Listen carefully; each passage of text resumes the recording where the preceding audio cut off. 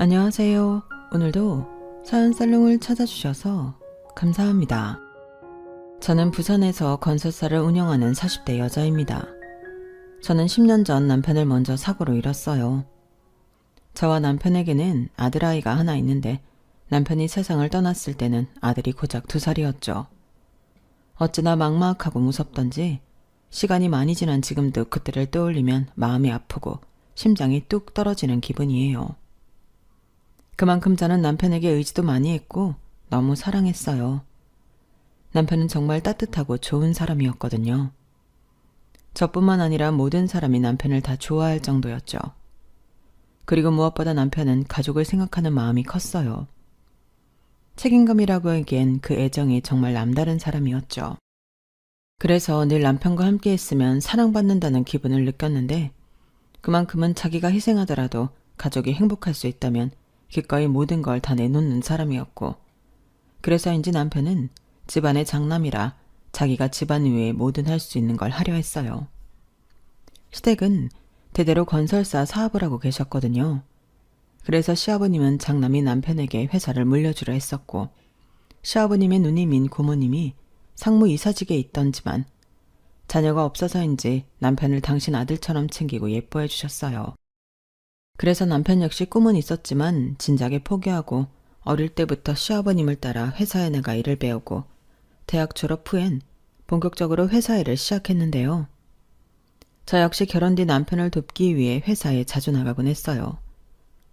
저는 집안 형편이 좋지 않아 실업계 고등학교를 졸업하고 일찍부터 여러 사무실에서 회계 격리 일을 해왔는데 큰 도움은 아니었겠지만 그래도 제가 할 수 있는 일이 있어 저도 남편을 따라 회사에 할 수 있는 건 최대한 하려고 노력했어요. 그랬기에 시아버님은 저를 참 기특해 하셨는데요. 여기서 문제는 그런 저를 시어머니는 그다지 좋게 보지 않았다는 거였어요. 제가 고졸 출신의 친정도 내세울 것이 없다며 결혼을 반대하셨는데 시아버님이 저를 보시고 성실하고 인성이 바르자매 좋다며 바로 결혼을 허락하셨고 당신 남편의 뜻을 거스를 수 없었던 시어머니는 마음에도 들지 않는 저를 며느리로 받아들이면서 저와의 갈등은 점점 심해져만 갔어요. 그리고 시아버님도 고모님도 남편만 챙기는 통에 5살 아래인 시동생이 찬밥 신세가 됐다며 되레 저희 남편에게 불만이 많으셨는데요. 시동생에게 가야 할 사랑과 관심까지 남편이 모두 가져갔다고 생각하는 시어머니는 누가 보면 친엄마가 아니라고 생각할 정도로 가끔은 남편을 홀대하곤 하셨어요. 너는 네 아버지도 있고 고모가 싸고 돌잖아. 그런데 우리 석현이는 누가 있니? 원래 집안의 막둥이면 그렇게 아끼고 챙긴다는데 어째 이놈의 집구석은 장난만 그렇게 위하는지. 그래서 나라도 네 동생 챙기는 거니 넌 서운해 마라. 엄마, 제가 언제 서운해했다고요. 저는 괜찮아요. 그리고 아버지도 고모도 워낙 회사 일로 바쁘고 석현이는 어려서 자주 못 보니까 그래서 생각을 못하는 것뿐이에요. 나중에 석현이도 회사에 들어오면 그때는 또 다르죠. 다르긴 뭘 달라? 좌우지간 진짜 마음에 안 들어. 그렇게 시어머니는 정작 본인인 서방님보다 자기가 더 서운해하며 분해하셨어요. 그리고 서방님은 아무 생각 없이 매일 술에 찌들어 살았는데 어린 나이에 벌써 노름에 빠져 있었고 무슨 세트처럼 여자는 또 얼마나 좋아하는지 월화수목 금토일 돌아가며 여자를 만나더군요. 하지만 그런 것도 결국엔 머리가 좋아야 하는 거였어요. 시동생은 머리가 나쁜지 노름만 했다 하면 다 잃고 왔고 여자도 다른 여자들에게 들키는 일이 다반사였는데 이 인간이 왜 저렇게 살까? 한심하게 보였죠.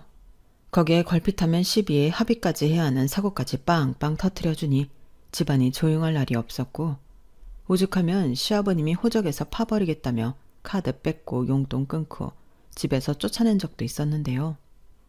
그럴 때면 어머님이 어찌나 전전긍긍 하시던지 그런 일이 생기면 저희 집에 찾아와 남편을 들들 볶았어요. 그러면 또 마음이 약한 남편은 자기 동생이라는 이유로 시아버님을 설득해 시동생을 다시 집에 들어갈 수 있게 했는데 그러면 또 시어머니는 언제 애가 달았냐는 듯 남편을 또 보는 둥 마는 둥 하더군요. 그리고 무슨 피해의식은 그렇게 심한지 시아버님이 회사 일로 늘 바쁘셔서 자기를 외롭게 한다며 그런 소외당해서 외롭다는 명분으로 흥청망청 사치스러운 생활을 이어가셨는데요. 결국 터질 게 터지고 말았어요. 당신 요즘 너무 쇼핑이 잦은 거 아니야? 요즘 경기가 얼마나 어려운데 돈 한 푼 벌지도 않으면서 돈을 그렇게 써? 어머, 지금 당신 내가 돈 쓰는 게 아깝다는 거예요? 석진이 쳐준 봐. 회사 일 바쁘다고 하면 석진이 따라서 회사 와서 일하는데 대표 부인이라는 사람이 아무 생각 없이 돈만 쓰고 다니면 내가 당신이 좋게 보이겠어? 뭐예요? 지금 날 고졸 출신에 뭐 하나 볼 것 없는 쟤랑 비교하는 거예요? 기분 나빠. 나 이대 나온 여자인 건 몰라요? 내 친구들 다 그렇게 사는데 당신은 내가 당신 회사에 나가서 일이나 했으면 좋겠다는 거예요? 나는 싫어요. 내가 말을 말아야지. 이러니 내가 당신이랑 말 섞기 싫다는 거야.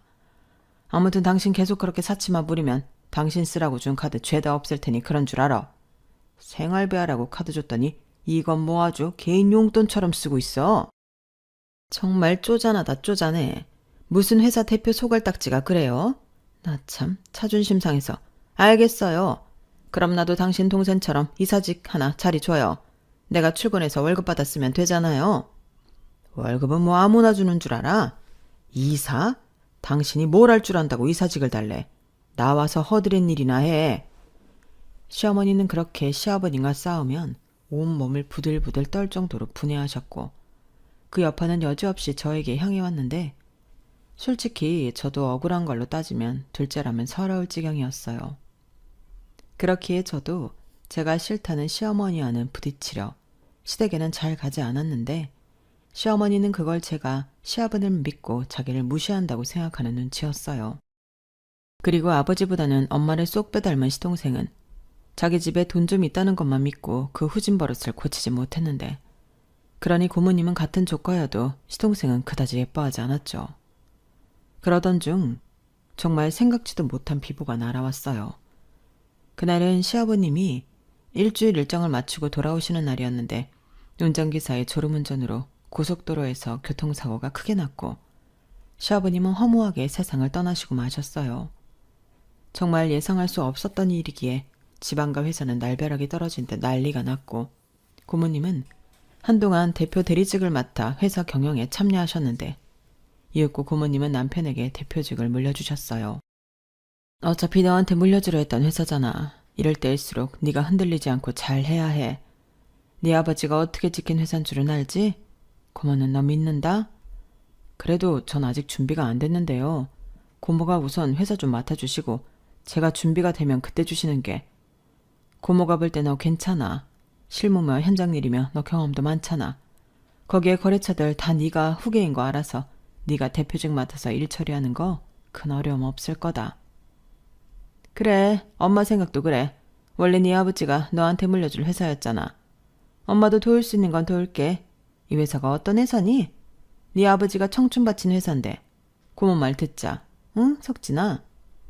남편은 시어머니까지 나서서 말씀하시자 마음의 준비는 덜 됐지만 자기밖에 없다는 생각에 대표직을 수락했어요. 그러자 시어머니도 아들 혼자 회사를 맡는 게 불안하다며 평소 좋아하지도 않는 저까지 끌고 당신을 회사 운영에 참여시켜달라고 했는데 남편과 고모님이 이를 찬성해 저와 시어머니는 함께 정식으로 회사의 일원이 되었죠. 하지만 저는 남편과 함께 일한다는 기쁨보다는 걱정이 많았는데요.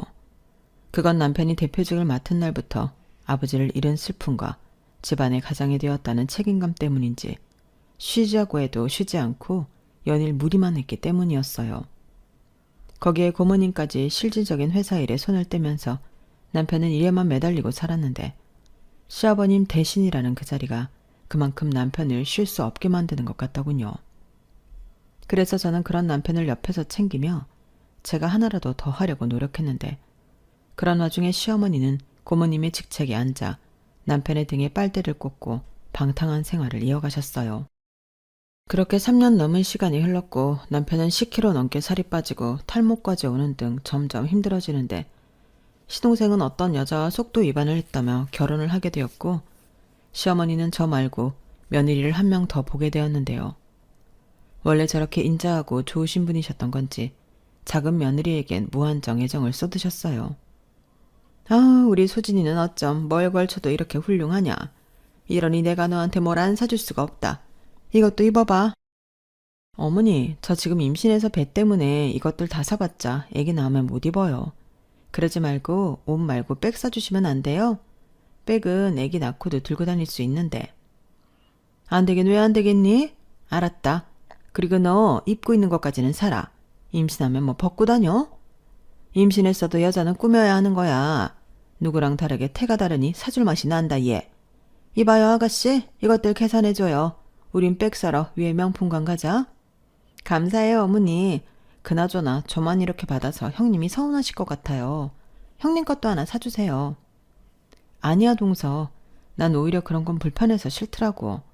그래, 원래 물건도 다 주인이 있는 법이다. 얘한테 이런 비싼 것들이 당치에 어울리긴 한다니? 너, 네 남편 거 샀으면 이만 돌아가라. 난 우리 둘째 며느리랑 쇼핑마저 하고 내친 김에 저녁도 먹고 퇴근할 거니까. 회사에는 외근 나갔다가 밖에서 퇴근하는 걸로 처리 좀 해줘. 어머니, 이번 주 내내 계속 그러셨는데 앞으로는 어려울 것 같아요. 벌써 회사에 말도 들기 시작했고요. 뭐라니? 지들끼리 내 험담하면 뭐 달라져? 왜 이래? 내 아들이 회사 대표야. 내 아들이 회사를 잘 운영하는데 그럼 됐지. 좌우간 저렇게 눈치가 없다. 알아서 잘 둘러대면 될걸. 꼭 저렇게 가방끈 짧은 티를 내요. 둘째야, 너 애 낳으면 회사 나와서 일해라. 네가 하면 쟤보다 100배 더 잘하지. 그럴까요 어머니? 저도 집에서 애 키울 바에는 나가서 일하고 싶어요. 그래, 너라면 내가 바로 상무자리 만들어 놓으라고 할게. 정말요? 그럼 네 남편도 이사직에 있는데 부인이 평사원이면 말이 되니? 저는 그런 시어머니의 말에 속이 터져 나갈 것 같았어요. 사실 시아버님 돌아가시고 회사에 들어온 시어머니는 당시도 놀기 바쁜 당시 막내 아들을 회사 상무자리에 떡하고 앉혔는데 남편이 아무리 반대해도 막무가내셨어요. 그리고 그렇게 낙하산으로 회사에 들어온 서방님은 일주일에 한 번 출근할까 말까여서 말이 돌고 있었는데 그러면서 월급은 다 받아가려 하니 저도 그 꼴이 좋아 보이진 않았죠. 그런데 거기에 동서까지 똑같은 짓을 하려 한다고 생각하니 저는 표정이 일그러졌고 시어머니와 동서는 제 반응이 어떻든 상관하지 않았는데요. 그해 아들을 출산한 동서는 정말로 회사에 낙하산으로 들어와서는 패션쇼 하듯 출근만 하고 밖에 나가 놀기 바빴어요. 그리고 그쯤 저도 기다리던 임신을 했고 남편은 저라도 회사에 그만 나오고 집에서 태교를 하길 원했지만 마음이 불안해서 회사를 쉴 수 없었죠. 하지만 난산으로 아이를 출산하고 아이가 태어나자 아팠던 터라 저는 자연스럽게 회사보다는 아이를 돌보게 되었어요. 그리고 늘 퇴근하고 지쳐 쓰러지기 일보 직전인 남편을 볼 때면 늘 마음이 무거웠는데요. 여보, 요즘 너무 무리하는 거 아니야? 그러다 자기 쓰러질까 봐 너무 무서워. 일도 쉬엄쉬엄 해야지. 요즘은 옆에 나도 없어서 챙겨주는 사람도 없잖아. 괜찮아. 내가 아직 서툴러서 그래. 이제 자리 나도 회사 일이 능숙해지고 있으니까 금방 나아질 거야. 그나저나 미안해. 자기 혼자만 고생시키고. 아픈 애 돌본다는 게 얼마나 어려운 일인데. 내가 자기 볼 면목이 없다. 무슨 말이야. 자기가 뭐 서방님처럼 노느냐고. 그래, 난 다 이해하니까 그런 생각은 하지도 마. 그리고 우리 아들 꼭 내가 건강하게 만들 거니까 그것도 신경 쓰지 말고 자기는 자기 몸이나 생각해.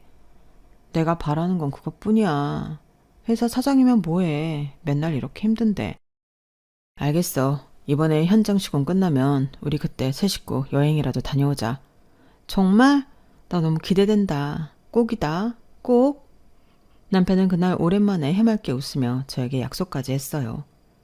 그리고 저도 우리 가족여행만 기다리며 고된 병원 생활을 견뎠는데요. 그러던 어느 날 날벼락 같은 소식이 전해졌어요. 회사에서 남편이 쓰러져 있었다고 했는데 이미 누군가 발견했을 때 남편은 의식이 없었고 그대로 세상을 떠났다고 했는데 사인이 말로만 듣던 과로사였어요. 듣기만 했지 정말로 과로로 사람이 죽을 수 있다고 생각하지 못한 저는 그 말이 다 거짓말처럼 느껴지더라고요. 하늘이 무너진다는 그 말이 그때 무슨 말인지 알게 된 날이었어요. 그리고 그날은 내내 여행 갈 생각에 들떠있다 지옥 끝까지 떨어진 듯한 그런 날이었죠. 남편은 떠나고 아이는 아프고 시댁 식구들이 있었지만 어느 누구도 의지가 되지 않았으니 그 불안함은 말로 표현할 수 없었고 다행인지 시어머니가 어떤 사람인지 아는 고모님이 회사로 돌아오셨는데, 그러면서 시어머니와 고모님 사이엔 대표직을 두고 불꽃 튀기는 싸움이 시작됐어요. 하지만 저와는 상관없는 일이었죠. 오히려 저는 남편이 회사 일을 하다 과로로 떠났는데 그것보다 자신들이 대표 자리에 앉겠다고 싸우는 모양새에 보기가 싫었는데요. 고모님은 그런 저에게 찾아와 남편 대신이라고 생각하고 자기를 도와달라며 도움의 손을 내미셨어요. 이런 말 어떻게 들릴지 모르지만 난 이럴 때일수록 나를 도와야 한다고 생각해. 시어머니가 어떤 여잔지 알지? 그런 여자한테 회사를 맡기면 우리 석진이가 고생하고 노력한 게 다 물거품이 되는 거야. 내가 자식이 있어, 손주가 있어. 나를 도와. 그럼 내가 도울게. 너도 살아야지. 자식 생각 안 해? 저는 고모님의 말에 정신을 차릴 수밖에 없었어요. 고모님 말대로 아들을 키우고 살아야 했으니까요. 그래서 고모님의 제안을 받아들였고 아무래도 시어머님에게는 그 어떤 기대도 없었기 때문에 그날 이후 남편이 그랬던 것처럼 저는 회사에 최선을 다하며 하루하루를 보냈어요. 그렇게 1년 남짓 고모님을 도와 회사 일을 맡아 했는데 시어머님은 무슨 생각이신지 어느 날부터 전에 없던 저에게 관심을 갖고 챙겨주시기 시작하더군요. 참 별난 일이 아닐 수 없었어요. 첫째야, 점심 먹었니? 어째 계속 보니까 네가 너무 무리하는 것 같더라. 그러지 말고 우리 작은 애랑 같이 나가서 요 앞에서 점심 먹고 오자. 저는 괜찮아요. 하던 일도 빨리 마무리해야 하고 이따 오후엔 시우 병원 진료도 있어서 시간이 없어요. 아우, 그러다 너도 병나. 내가 네가 너무 걱정돼서 그런다. 고모님이 너한테 지금 잘해주는 게 왜인 것 같니? 자식도 없고 너 이용해서 그 자리에 오래 있으려는 계략이야. 근데 넌 내 며느리잖아. 나라도 내 식구를 챙기려고 그러는 거니까 밥 먹자. 먹고 하면 되지. 정 시간에 쫓기면 네 동수한테 하라고 해라. 어머니, 제가 이걸 어떻게 해요? 저 하나도 모르는데.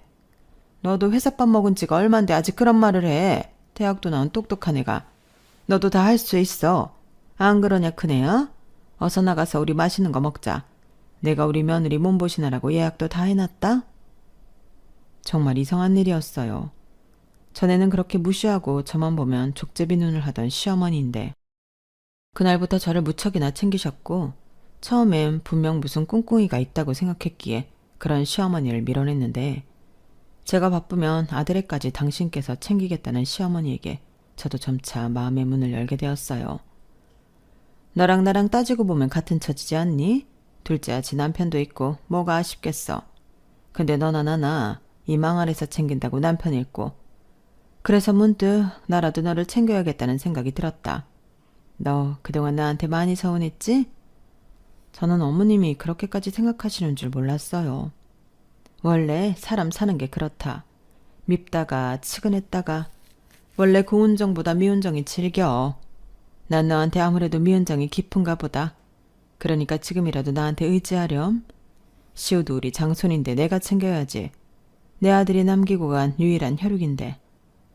에휴, 석진이 생각하니까 눈물이 나네. 내가 별로 좋지 못한 엄마여서 내내 가슴이 아파. 이렇게 빨리 갈 줄 알았으면 더 아끼고 사랑해 줄걸. 저는 그런 시어머니의 말에 눈물이 났어요. 이런 말이 좀 이상할지 모르지만 늦게 어른이 되신 것 같은 기분이었죠. 그래서 그날 이후 저도 시어머니를 많이 챙기고 따랐어요. 고모님이 많이 챙겨주시긴 했지만 아무래도 고모님에게 심적으로 의지할 수는 없었는데 시어머니는 어쩐지 남편의 어머니이고 제 아이의 할머니라는 생각에 마음이 금방 기울더라고요. 그리고 고모님은 무리한 사업 확장을 감행했다 회사에 큰 손실을 입혔고 그 책임을 져야 했기에 회사 주주로서만 남고 고모님의 동의하에 대표직은 시어머니에게 넘기게 되었어요. 아무래도 시동생이 있으니 가업인 만큼 시동생에게 회사를 물려줘야 한다고 생각하신 눈치셨죠. 당연히 저는 서운한 마음이 들었어요. 그렇게 시동생을 그릇이 못된다며 못마땅하게 여기시다니 막상 대표 자리는 핏줄인 시동생에게 주자고 하셨다니 저도 배신감이 들었어요. 하지만 저 역시 배신이라면 배신인 게 고모님은 말씀으로는 이해하신다고 했지만 자신이 아닌 시어머님을 따랐던 제가 예뻐 보이진 않으셨겠죠. 그리고 그렇게 대표직에 앉으신 시어머님은 저에게 기대도 하지 않던 제안을 하셨는데요. 그 말을 듣고 어찌나 놀랐던지 지금 생각해도 피가 거꾸로 솟는 것만 같네요. 내가 요 근래 생각이 참 많다. 대표라는 자리가 정말 쉬운 게 아닌 것 같아. 그래서 요즘은 네 시아버지랑 네 남편 생각이 너무 많이 나. 너랑 나만 있으니 하는 말이지만 석현이 걔가 대표를 맡을 깜냥이 안 되잖아. 아무리 가업이라고 해도 시우도 있고 난 내 다음 대표는 네가 맡았으면 한다. 한 10년 고생 좀 해. 그럼 내가 너한테 대표직 무슨 일이 있어도 넘겨주마. 어머니 그래도 서방님이 있는데 그리고 동서가 가만히 있겠어요? 저는 자리엔 욕심 없어요. 그냥 지금처럼 시우 키울 수 있게 회사에 다닐 수 있으면 감사하죠. 얘가 이렇게 겸손하다니까. 네가 그러니까 남한테 고졸이라고 무시당하는 거야. 나야 이제 네 능력을 알지만 남들이 뭐라고 생각하겠어? 막말로 내 아들이고 며느리지만 걔들이 회사에 나와서 뭐 일다운 일이라도 하기는 하냐? 일은 전부 네가 맡아서 하고 난 그냥 결제 서류에 사인만 하는데. 우리 회사 너 없으면 망한다. 그러니 그러지 말고 시애미 말 들어. 너 좋으라고 하는 거 아니고 우리 시우 미래를 생각해서 하는 말이야. 저는 그날 가슴이 뛰었어요. 시어머님이 저를 그렇게까지 생각할 줄은 정말 몰랐기에 시어머니의 말에 감동까지 받으며 그날 이후 제 회사라는 마음으로 거의 30대를 회사에 갈아 넣었어요. 일이라는 게 찾아서 하기 시작하면 정말 한도 끝도 없거든요. 그리고 여전히 해가 지날수록 하는 일에 비해 서방님과 동서의 연봉도 올랐는데 시어머님은 걔들 그거라도 있으니까 어디 가서 사고 쳐도 수습하고 사는 거야. 네가 그 정도는 좀 봐줘라. 안 그러면 걔들이 돈 때문에 우리 회사 기술이라도 팔면 어째? 라며 그 정도는 알아도 넘기자고 했고 저는 정말 내키진 않았지만 서방님도 동서도 그런 잔머리는 기가 막히게 울리는 인물이라 시어머니의 말에 따르기로 했어요. 그 사이 회사는 많이 성장했고 고모님도 당신이 손해본 것을 시어머니는 배표 자리에 있으면서 모든 것을 수습하자 그제야 시어머니와의 관계도 풀고 나름 3인 체제로 굴러가는 회사가 되었어요. 그 사이 제 아들은 일상생활이 가능할 정도로 건강을 많이 회복했고 나름 남편의 빈자리는 컸지만 열심히 살았다고 자부했는데 그러던 중 제대로 뒤통수 맞는 날이 다가왔어요. 시어머니와 고모님은 서로 합치를 봤다며 지금까지 모든 걸 갈아 넣은 제가 아닌 서방님에게 대표직을 물려주기로 했다며 저에게 통보했고 이미 임원들 사이에도 합의가 끝났다며 저에게 이해하라고 통보하는데 워낙 제 회사라는 마음이 커서인지 저는 너무 화가 났어요. 따지고 보면 한 번도 제 회사였던 적이 없는데 회사를 통째로 뺏긴 기분이 들었고 시어머니와 고모님에게 노란한 기분이 들더군요. 그리고 얄미운 동서가 제대로 제 뒤통수를 치는데 제 안에 뭔가가 뚝 끊어지는 기분이었어요. 어머님 고모님, 저희 그이가 대표직을 맡게 된 만큼 손을 봐야 할 문제가 있어요. 형님의 연봉이 하는 일에 비해 너무 많은 것 같아 하향 조정이 필요한데 그렇게 하도록 하겠습니다. 대표는 그이니까 이건 그냥 그렇게 한다고 말씀드리는 거예요. 그래라, 고모님 괜찮으시죠? 우리가 석현이한테 대표직을 준 이상 저희는 그저 한 발 물러나 있자고요.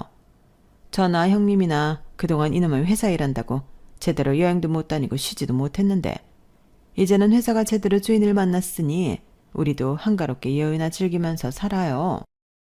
그래 그러자고. 신혜 너도 이해해라. 우리도 어쩔 수 없어. 우리가 뭐 힘이 있냐? 그리고 내가 전에는 생각을 못했는데 아직 너 젊은데 재혼이라도 해봐. 아휴 그러니 너도 이해하고 다니려면 다니고 아니다 싶으면 네 길 찾아가라.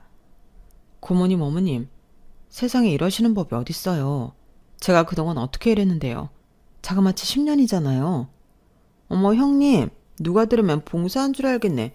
꼬박꼬박 월급 다 받아가셨잖아요. 이제 와서 연봉 좀 깎는다고 하니까 그렇게 난리치리세요? 꼬이시면 그만두시던가요. 저는 조몰래 짝이라도 한 저들에게 너무 화가 났어요. 그리고 대표직에 앉아서 자기 와이프가 하는 말에 그저 낄낄거리는 시동생을 보니 분노가 머리 꼭대기까지 치고 올라가는데 제가 시동생을 무시해서가 아니라 시동생이 회사를 맡으면 금방이라도 회사가 망할 것 같은 불안감이 컸어요.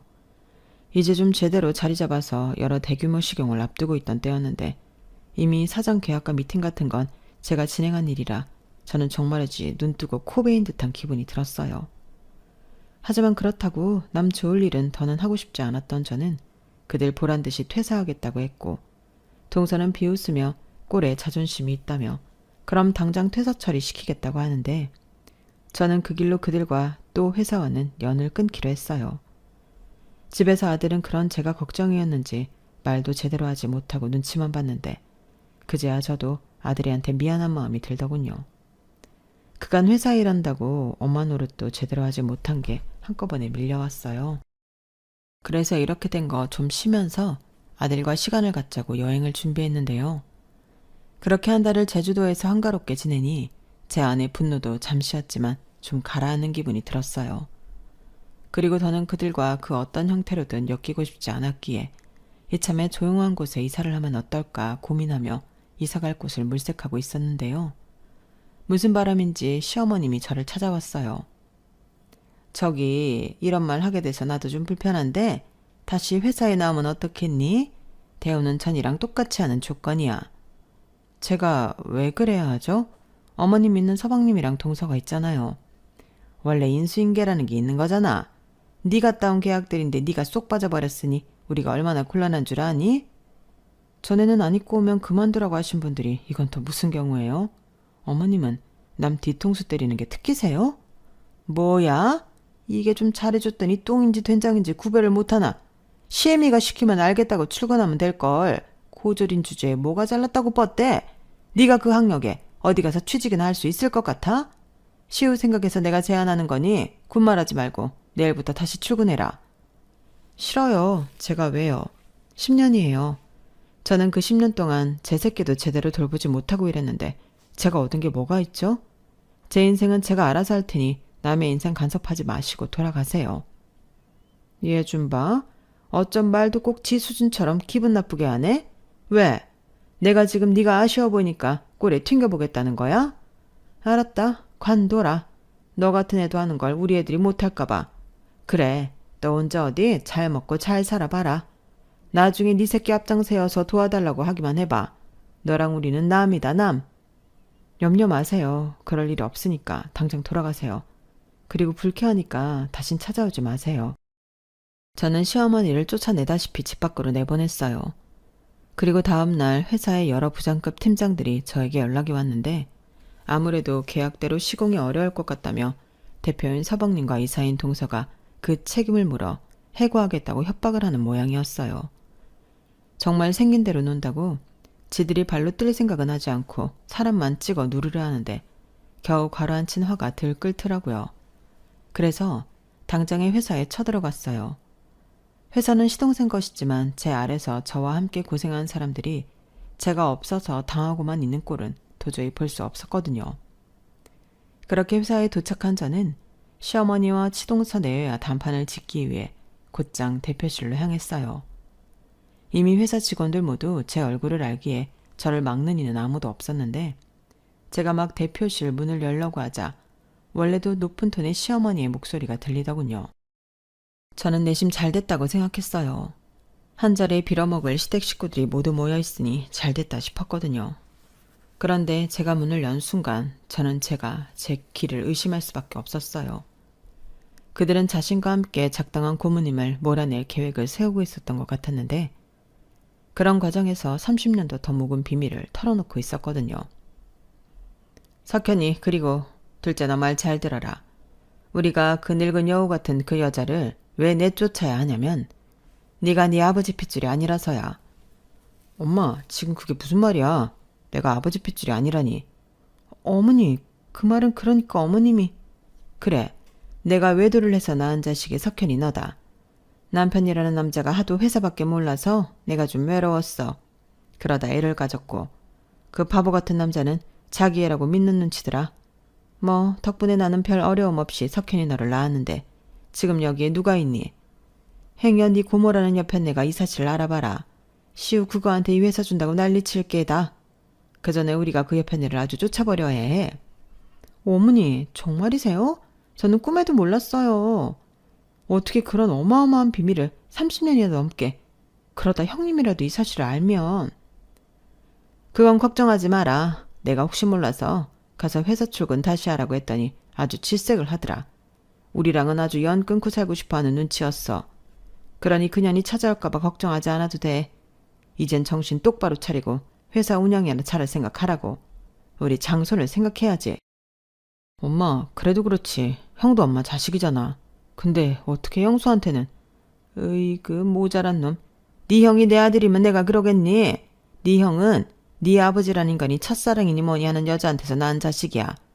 네 고모랑은 그걸 다 알면서 나나 너를 무시한 거라고. 그래서 나도 똑같이 대갚아준 것뿐이니까 형이니 형수니 그런 말 다신 꺼내지 마. 와, 우리 어머니 진짜 존경스럽다. 정말 대단하세요. 여보, 우리 이렇게 된 거 이 회사 다른 사람들이 넘보지 못하게 잘 끌어가자.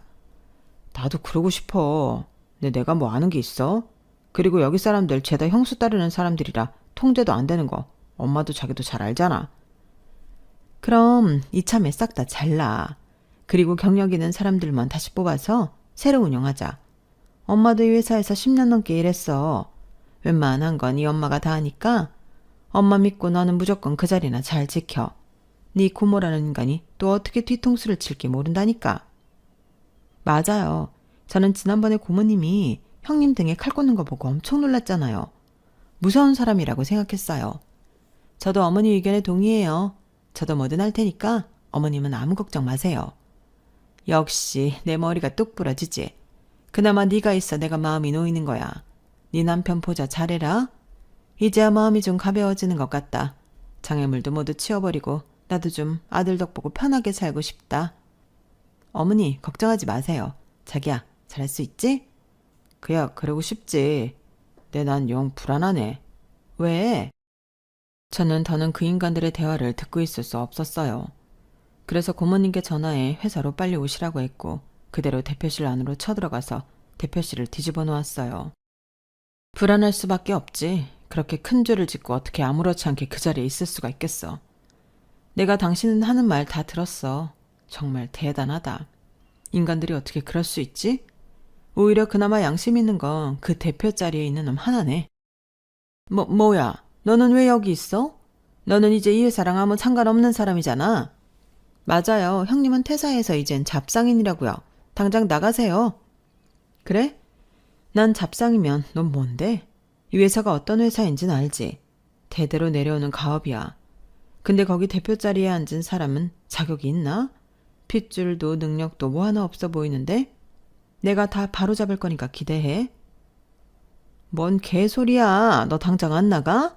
이것들은 밖에서 놀고 자빠졌나? 잡상인 통제도 제대로 못하는 거야? 밖에 사람 없어. 이 물건 당장 끌어내.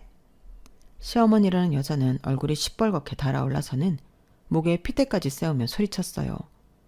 그리고 그때 제 연락을 받은 고모님이 잔뜩 화가 난 얼굴로 대표실 문에 들이닥쳤고 저는 그제야 통화 중인 핸드폰을 종료시켰어요. 저는 긴 이야기를 할 수 없어 대략적인 이야기만 한 뒤 핸드폰을 계속 켜놓고 그들과 싸웠고 오시는 길에 모든 걸 다 알게 된 고모님은 그야말로 겹겹이 오는 배신감에 치를 떨었는데요. 오자마자 이렇게 소리쳤어요. 끌어내긴 누굴 끌어내. 여기 참놈들은 니들이잖아. 이 도둑놈들. 그리고 나라고 니들이 내 뒤통수 칠 거라는 거 모르고 있었겠어? 이미 다 손을 써놨다고. 고모님은 대표실에 10개도 넘는 도청장치를 손수건에 보여줬어요. 그러자 시어머니도 서방님 내에도 경악을 금치 못했는데 그 뒤로 고모님은 자기 집안의 모든 사람들을 동원해 시어머니가 저지른 행각에 대해 고발하고 그들을 회사 내에서 영원히 내쫓아보는 등 그들의 해이만을 다루는 회의를 열었는데 결과는 뭐 보나 마나였어요. 회사는 물론이고 시아버님에게 물려받은 유산들까지 싹 몰수하기 위한 법적인 절차가 이루어졌고 고모님은 그제야 눈물까지 흘리며 저에게 자기도 속은 거라며 미안하다고 다시 회사로 돌아달라고 부탁을 하셨는데 저는 남편에게 미안했지만 더는 그 회사로 돌아가고 싶지 않더군요. 그리고 며칠 뒤 어려움을 호소한 직원들이 저에게 의논할 것이 있다며 찾아왔고 지금의 회사를 창립하게 되었어요. 더는 어떤 세력에 휩쓸리지 않는 그런 회사를 만들고 싶다는 뜻이 한 곳에 모여 만든 회사였죠. 그리고 저는 그 직원들의 부탁으로 대표직을 수락했고 남편에 이어 저를 따르던 직원 모두가 저희의 회사로 이직해 왔는데 정말 감동도 그런 감동이 없더군요. 정말 꿈 같은 일이었어요. 허무하다고 생각한 것들이 사실은 모두 쓸모없는 일은 아니었어요. 그 뒤 많은 것이 반했어요. 물론 저는 다시 바빠져야 했지만 이젠 아들도 저를 이해하기 시작했고 먼저 회사 거래하던 사람들이 소식을 듣고 저에게 손을 내밀었는데 결국 고모님은 모두 동의했다며 저에게 회사를 넘기겠다고 하셨어요. 나도 이제 나이가 많잖아. 그리고 자네 생각하면 너무 미안하고 시우한테 고모 할머니가 마지막으로 주는 선물이라고 생각하고 우리 회사 합병해줘. 이대로 망해서 없어지면 내가 우리 아버지랑 동생 얼굴을 어떻게 봐. 나를 용서해달라고 하지 않을게. 그저 우리 회사만 받아줘. 아무 조건 없어. 집안 어른들도 시우가 있으니까 모두 동의하셨고. 그래도 전 좀 그런데요. 괜히 그 회사랑 합병했다가 다른 말 나올 수도 있고 저는 이제 가업이니 뭐니 싫거든요. 시우가 원하지 않으면 사업도 물려주지 않을 거예요. 그래, 시우가 그러고 싶다면 어쩔 수 없지. 그냥 내 손에서 망하는 게 싫어서 그래. 어쩌면 난 정말 죽을 때까지 그 죄책감 어쩌라고. 나도 일체 경영에 손 뗄 거고 더는 너한테 이래라 저래라는 사람들 없을 거야. 혹시 알아? 그 인간 같지도 않은 것들이 치근덕거리면 나만한 좋은 카드가 없잖아. 나도 그동안 벌만큼 벌었어. 그냥 편하게 지내고 싶어서 그래. 석진이한테 미안하기도 하고. 알지? 내가 석진이 예뻐한 건 이런저런 계산이 아닌 거. 이렇게 고모로서 사과할 수 있게 해줘. 막말로 내가 그 자리 뺏어다 그 망할 것 준 건데 이대로면 나도 제명에 못 살아. 저는 결국 구구절절 애원하는 고모님의 부탁을 들어줄 수밖에 없었어요. 그리고 합병으로 더욱 커진 회사를 맡게 된 저는 몸이 10개라도 부족할 정도로 바빴는데 그럴 때마다 정신없이 바빴던 남편의 모습이 떠올랐어요. 그래서 저는 아무리 바빠도 먹는 것과 쉬는 걸 아끼지 않았고 그런 가운데 아들과 시간을 보내려 짬짬이 시간을 냈어요. 저는 아들과 오래오래 살고 싶거든요. 그렇게 조금 고생을 하니 어느덧 회사의 체제는 자리가 잡히기 시작했어요. 아무래도 경력과 노하우가 많은 임원직들이 저와 함께해준 덕분이었죠. 그리하여 회사는 감사하게도 아직까지 건재하고 그렇게 정신없이 일을 하며 지내왔는데요. 정말 어이없게 1년 전 다시 보고 싶지 않은 뻔뻔한 시어머니와 동서라는 인간이 구걸이라도 하듯 저를 찾아왔어요. 얘아가, 내가 염치 없는 건 아는데 그래도 우리가 한 가족으로 살아온 시간이 있지 않니? 비록 내가 키우진 않았지만 석진이는 내 아들로 호적에 올렸고 또 내 손으로 키웠어. 그러니 그 청을 생각해서 우리 아들 좀 도와줘라. 형님 잘못했어요. 제가 형님이 시키시면 뭐든 할게요. 그러니까 저희 좀 도와주세요. 저희 지금 그 인간 때문에 큰일 나게 생겼어요. 도대체 여기가 어디라고 와서 이래요? 무슨 일인지 모르겠지만 알고 싶지도 않고요. 당장 나가세요. 우리 그렇게 쫓겨나고 그놈이 그래도 살아보겠다고 사업을 시작했다. 그러다가 빚만 지고 쫄딱 망했고 지금은 수백까지 떨어져서 빚쟁이한테 쫓기고 있어. 너 잘 나가잖아. 그 정도 돈 쓰는 거 아무것도 아니잖아. 네가 아무리 부정해도 우린 법적으로 가족이다. 우리 좀 도와다오. 가족이요? 가족 같은 소리 하네. 당신들이 나한테 한 짓을 생각해요. 그게 가족한테 할 짓인가요? 고모님 부르기 전에 당장 꺼져요. 그러게 능력도 안 되면서 무슨 욕심을 그렇게 내요. 자기 분수를 알아야죠. 많이 배우면 뭐해요? 인간이 못 됐는데. 저는 사이좋게 제 다리를 붙잡고 사정하는 그들을 직원들을 불러 밖으로 내쳤어요. 그러자 악이 받쳤는지 제 회사 앞에서 온갖 욕설을 퍼붓고 떠났는데 그 뒤 사람을 시켜 어떻게 됐는지 알아보니 동서는 자기한테 피해가 올까봐 조카 애만 데리고 이혼해 잠적해버렸다고 하더군요. 시동생도 빚쟁이 때문에 잠적하고 동서도 이혼해 잠적한 가운데 시어머니는 반쯤 미쳐 길거리를 떠돌다 사람들의 신고로 시설로 갔다는 것 같은데 평생 그렇게 당신이 지은 죄값을 치르며 사셨으면 좋겠다고 생각했어요. 분명 이런 저를 보고 독하다고 생각하시는 분들도 계시겠지만 저는 저보다도 그런 여자를 어머니라고 믿고 떠난 남편을 떠올리면 도저히 그 여자가 용서가 되지 않아요. 저는 알고 있었거든요. 장남으로 책임을 다하는 그 순간에도 서방님처럼 어머니의 관심과 애정을 받고 싶어하던 남편의 마음을요. 그래서 저는 더 그 여자가 불행했으면 좋겠습니다. 그리고 지금의 환경에 저는 정말 감사할 따름이에요. 지금 생각해보면 남편이 회사를 잘 꾸려왔기 때문에 훌륭한 직원들이 저를 지탱해 준 것이고 그렇기 때문에 지금의 회사와 제가 있는 게 아닌가 싶거든요. 그리하여 저는 앞으로도 더 열심히 한 가족이라는 생각으로 회사를 잘 꾸려나가고 싶어요. 저희 회사에 다니는 모든 사람들이 행복했으면 좋겠거든요. 그리고 저 역시도 아들과 행복하게 살고 싶은 바람인데요. 이 기회를 빌려 기꺼이 저를 따라 어려운 결정을 해주신 분들에게 감사의 인사를 전하고 싶습니다. 부디 저의 노력이 꼭 많은 분들의 행복으로 이어지길 바라며 제 이야기를 여기서 마치도록 할게요. 지금까지 제 사연 들어주셔서 대단히 고맙습니다. 다가오는 봄처럼 여러분의 인생에도 따뜻한 봄이 찾아오길 진심으로 바라며 이 글을 마치도록 하겠습니다. 감사합니다. 여러분, 사연 댓글에 응원과 현명한 조언 부탁드려요. 좋아요와 구독은 저에게 큰 힘이 됩니다. 오늘도 좋은 일 가득하세요.